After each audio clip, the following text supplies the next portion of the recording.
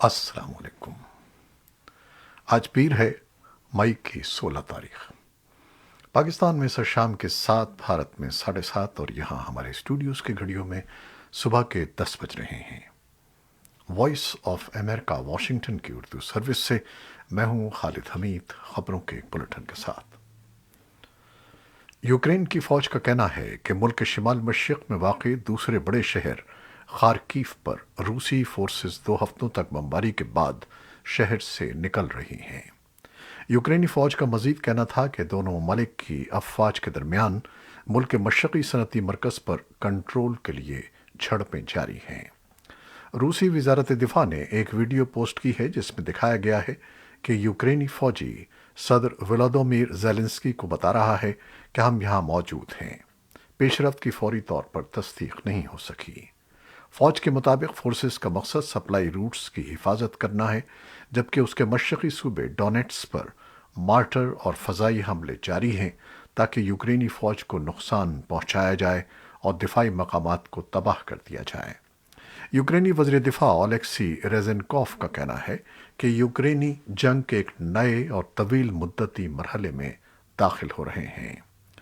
صدر زیلنسکی نے اتوار کو دیر گئے ایک ویڈیو خطاب میں کہا کہ یوکرین ڈونباس اور جنوبی یوکرین میں نئے روسی حملوں سے نمٹنے کی تیاری کر رہا ہے۔ ادھر روس نے آج پیر کے روز خبردار کیا کہ اگر فن لینڈ اور سویڈن نیٹو کے مغربی فوجی اتحاد میں شامل ہوتے ہیں تو اس کے دور رس نتائج ہوں گے۔ روسی خبر رساں ایجنسیوں نے نائب وزیر خارجہ سرگئی ریابکوف کے حوالے سے کہا ہے کہ فوجی تناؤ کی عمومی سطح میں اضافہ ہوگا اور فن لینڈ اور سویڈن کی سیکیورٹی بہتر نہیں ہوگی۔ ریابکوف نے کہا کہ انہیں کوئی وہم نہیں ہونا چاہیے کہ ہم اسے برداشت کر لیں گے۔ فن لینڈ کے صدر ساولی نینسیتو اور وزیر اعظم سانا مارین نے اتوار کو ہیلسنکی میں صدارتی محل میں نیٹو کی رکنیت کی درخواست کا اعلان کیا۔ سویڈن کے بھی اتحاد میں شامل ہونے کی امید ہے۔ سویڈن کی برسر اقتدار پارٹی نے نیٹو میں شمولیت کی مخالفت ختم کر دی ہے۔ برطانیہ کی وزارت دفاع کو ملنے والی تازہ ترین انٹیلیجنس رپورٹ کے مطابق روس یوکرین کے علاقے ڈونباس پر حملے کی افادیت کھو چکا ہے۔ رپورٹس کے مطابق آغاز میں ملنے والی کامیابیوں کے باوجود روس خاطر خواہ علاقائی فوائد حاصل کرنے میں ناکام رہا ہے۔ وزارت دفاع کے مطابق اس جنگ میں روس کو ہونے والے نقصانات کافی زیادہ ہیں، جبکہ روس زمینی جنگی قوت کا 1/3 حصہ کھو چکا ہے۔ امریکی وزیر خارجہ اینٹونی بلنکن آج پیر کو ابو ظبی میں ہیں، جہاں متحدہ عرب امارات کے آن جہانی حکمران کو خراج عقیدت پیش کرنے کے لیے دنیا بھر سے رہنما اور سفارتکار جمع ہو رہے ہیں۔ بلنکن نائب صدر کاملا ہیرس کی قیادت میں اعلیٰ سطح کے امریکی وفد کا حصہ ہیں۔ اس دورے کا مقصد تناؤ کو کم کرنا اور حمایت ظاہر کرنا بھی ہے، کیونکہ صدر جو بائیڈن کے دورے میں تعلقات کشیدہ ہوئے ہیں۔ یہ تیل کی دولت سے مالا مال خلیجی ملک کے لیے بائیڈن حکومت کا اب تک کا سب سے اعلیٰ سطحی وفد ہے۔ اس وفد میں سیکریٹری دفاع لائیڈ آسٹن اور CIA کے ڈائریکٹر ولیم جے برنس بھی شامل ہیں۔ متحدہ عرب امارات کے طویل عرصے سے علیل حکمران شیخ خلیفہ بن زید ال نہیان جمعے کو 73 سال کی عمر میں انتقال کر گئے تھے۔ ان کے جانشین شیخ محمد بن زید ال نہیان کو سراہنے کے لیے وفود کی آمد جاری ہے، جو مغربی اور عرب دارالحکومتوں میں ابو ظبی کے اثر و رسوخ کی واضح علامت ہے۔ پاکستان تحریک انصاف کے سربراہ عمران خان کا کہنا ہے کہ ان کی جان کو خطرہ ہے اور اس بارے میں انہوں نے ایک ویڈیو بھی ریکارڈ کروا دی ہے جس میں انہوں نے ذمہ داران کے نام دے دیے ہیں۔ اس بارے میں حکومت کا کہنا ہے کہ عمران خان کی جان کو خطرہ ہے تو تحقیقات کے لیے عدالتی کمیشن بنانے کے لیے تیار ہیں۔ سابق وزیر داخلہ شیخ رشید احمد کا کہنا ہے کہ جب وہ وزیر داخلہ تھے اس وقت بھی عمران خان کو خطرات تھے، جس پر انہیں صرف ہیلی کاپٹر پر سفر کا مشورہ دیا گیا تھا۔ پاکستان کی وزارت داخلہ کا کہنا ہے کہ سابق وزیر اعظم عمران خان کی سیکیورٹی پر اسلام آباد police, rangers, F C Khyber Pakhtunkhwa Gilgit police عسکری سیکیورٹی کے 201 اہلکار تعینات ہیں۔ ان کی گاڑی کے ساتھ اسلام آباد پولیس کی 4 گاڑیاں، 73 اہلکار، رینجرز کی 1 گاڑی اور 5 اہلکار موجود ہوتے ہیں۔ مقامی پولیس الگ سیکیورٹی فراہم کرتی ہے۔ پاکستان کی وزارت خارجہ کے پریس ریلیز کے مطابق وزیر خارجہ بلاول بھٹو زرداری امریکی وزیر خارجہ اینٹنی بلنکن کی دعوت پر global food security call to action کی میٹنگ میں شرکت کے لیے نیو یارک کا دورہ کر رہے ہیں، جو اقوام متحدہ میں 18 مئی کو ہوگی۔ اس میٹنگ میں مختلف خطوں کے ممالک کے نمائندے اکٹھے ہوں گے۔ ان میں وہ ملک بھی شامل ہوں گے جو ان سیکیورٹی فوڈز سے بہت زیادہ متاثر ہیں، اور وہ ملک بھی شریک ہوں گے جو اس سے نمٹنے کے لیے کچھ کرنے کی پوزیشن میں ہیں۔ پاکستانی وزیر خارجہ یو این سیکیورٹی کونسل کی فوڈ سیکیورٹی کے کھلے مباحثے میں بھی حصہ لیں گے، جو 19 مئی کو ہوگا۔ امریکہ کونسل کے اجلاس کی صدارت کرے گا۔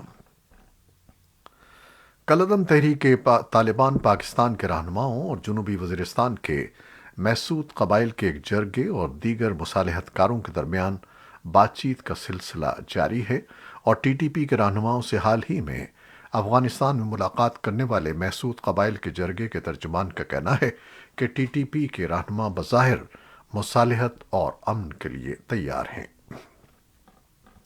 یہ بات جنوبی وزیرستان کے محسود قبائل کے جرگے کے ترجمان شیر پاؤ محسود نے سرحد پار افغانستان میں ٹی ٹی پی کے رہنماؤں سے بات چیت کے بعد پاکستان واپس آنے کے بعد وائس آف امریکہ سے گفتگو کرتے ہوئے کہی ہے۔ کالعدم تنظیم اور حکومت کے درمیان مصالحت کے لیے کوششیں ایک ایسے وقت میں ہو رہی ہیں کہ ملک بھر میں تشدد اور دہشت گردی کے زیادہ تر واقعات کی ذمہ داریاں ایک اور شدت پسند تنظیم داعش قبول کرتی رہی ہے۔ ان واقعات میں ایک روز قبل پشاور نواحی علاقے سربند میں سکھ برادری سے تعلق رکھنے والے 2 افراد کو گھات لگا کر قتل کے علاوہ 4 مارچ کو پشاور کے وسطی علاقے کی امامیہ جامع مسجد پر ہونے والا ہلاکت خیز خودکش حملہ سر فہرست ہے۔ شیر پاؤ مسعود کا کہنا ہے کہ اب جرگہ ممبران ٹی ٹی پی کے رہنماؤں کا موقف حکومتی عہدیداروں کے سامنے رکھیں گے۔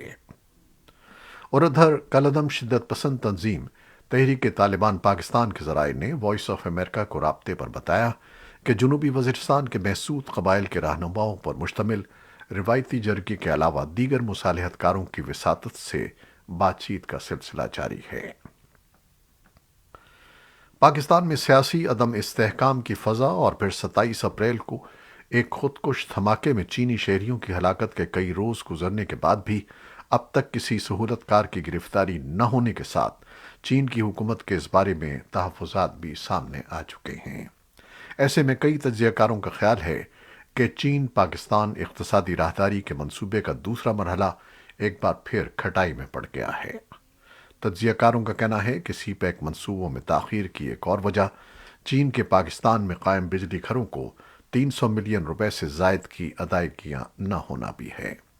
معاشی ماہرین کا خیال ہے کہ پاکستان کو اس وقت اپنی برآمدات بڑھانے اور تجارتی خسارے پر قابو پانے کے لیے چین کو اس بات پر مائل کرنا ہوگا کہ وہ اپنی صنعتیں کسی اور پڑوسی ملک میں منتقل کرنے کے بجائے پاکستان میں قائم خصوصی اکنامک زون میں منتقل کرے، تاکہ یہاں روزگار کے مواقع بڑھنے کے ساتھ ساتھ برآمدات سے غیر ملکی زر مبادلہ بھی کمایا جا سکے۔ خیبر پختونخوا کے پشاور سے ملحقہ قبائلی ضلع خیبر کی تحصیل باڑہ سے تعلق رکھنے والے صحافی کی گرفتاری کے خلاف باڑہ پریس کلب کے سامنے پیر کو مقامی صحافیوں اور سیاسی اور سماجی کارکنوں نے احتجاجی مظاہرہ کیا اور ان کی فوری رہائی کا مطالبہ کیا، جن کو گزشتہ جمعرات انسداد دہشت گردی کی پولیس نے گرفتار کر لیا تھا۔ مظاہرے سے خطاب میں مختلف تنظیموں کے عہدیداروں نے نہ صرف خادم آفریدی کی فوری رہائی پر زور دیا، بلکہ انہوں نے اس واقعے کی آزادانہ تحقیقات کا مطالبہ کیا۔ ضلع خیبر کی تحصیل باڑہ کے پریس کلب کے سابق صدر خادم خان آفریدی کو جمعرات کو پشاور کی انسداد دہشت گردی پولیس نے پہلے سے درج ایک مقدمے میں گرفتار کیا ہے۔ مسلم لیگ قاف کے مرکزی رہنما اور اسپیکر پنجاب اسمبلی چودھری پرویز الہی نے عمران خان کو مشورہ دیا ہے کہ وہ اسٹیبلشمنٹ سے لڑائی کے بجائے سیاسی مخالفین پر حملے کریں۔ وائس آف امریکہ کو دیے گئے خصوصی انٹرویو میں چودھری پرویز الہی کا کہنا تھا کہ عمران خان اور اسٹیبلشمنٹ کے تعلقات میں بہتری کے لیے وہ اپنا کردار ادا کرنے کے لیے تیار ہیں۔ یمن کے حوثی باغیوں کا کہنا ہے کہ 6 سالوں میں پہلی تجارتی پرواز باغیوں کے زیر قبضہ دارالحکومت صنعا سے روانہ ہوئی۔ پرواز 151 مسافروں کے ساتھ روانہ ہوئی۔ اقوام متحدہ کے ثالثی میں 60 روزہ جنگ بندی کے معاہدے کا حصہ ہے جو بین الاقوامی طور پر تسلیم شدہ حکومت اور حوثیوں نے گزشتہ ماہ طے کیا تھا۔ حوثی میڈیا کا کہنا ہے کہ یمن ایئر ویز کی پرواز اردن کے دارالحکومت عمان کے لیے روانہ ہوئی ہے۔ 6 سالوں میں پہلی ملک گیر جنگ بندی 2 اپریل کو نافذ ہوئی۔ یمن کی خانہ جنگی سن 2014 میں شروع ہوئی جب ایرانی حمایت یافتہ حوثیوں نے صنعا پر قبضہ کر لیا اور حکومت کو جلا وطنی پر مجبور کر دیا۔ سعودی زیر قیادت اتحاد سن 2015 کے اوائل میں حکومت کی بحالی کی کوشش کے لیے جنگ میں شامل ہوا تھا۔ ازبکستان افغانستان کے بارے میں ایک بین الاقوامی کانفرنس کا انعقاد کر رہا ہے۔ ازبکستان کے خارجہ امور کے عبوری وزیر ولادیمیر نوروف نے CIS کی وزرائے خارجہ کی کونسل میٹنگ میں اعلان کیا کہ تاشقند جولائی کے آخر میں افغانستان کے بارے میں ایک اعلیٰ سطحی کانفرنس کا انعقاد کرے گا۔ اسی اثنا میں افغانستان کے لیے یورپی یونین کے نمائندے تھامس نکلسن نے افغانستان پر یورپی کانفرنس کے برسلز میں اجلاس کے موقع پر یورپی یونین کی اپیل کا جواب دینے اور اس پر عمل کرنے پر زور دیا۔ انہوں نے ایک ٹویٹ میں کہا کہ یہ اہم ہے کہ افغان عوام اور یورپی یونین کے اس گروپ کے درمیان ان فاصلوں کو کم کیا جائے جس سے سیاسی، انسانی حقوق اور معاشی مسائل کو حل کرنے میں مدد ملے گی۔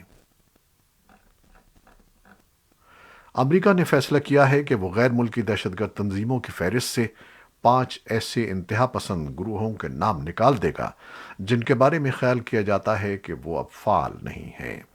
ان انتہا پسند گروہوں میں کئی ایسے بھی شامل ہیں جو کبھی بڑے خطرات کا سبب بنے تھے اور ان کی کارروائیوں میں ایشیا، یورپ اور مشرق وسطیٰ میں لوگوں کی اموات بھی ہوئی تھیں۔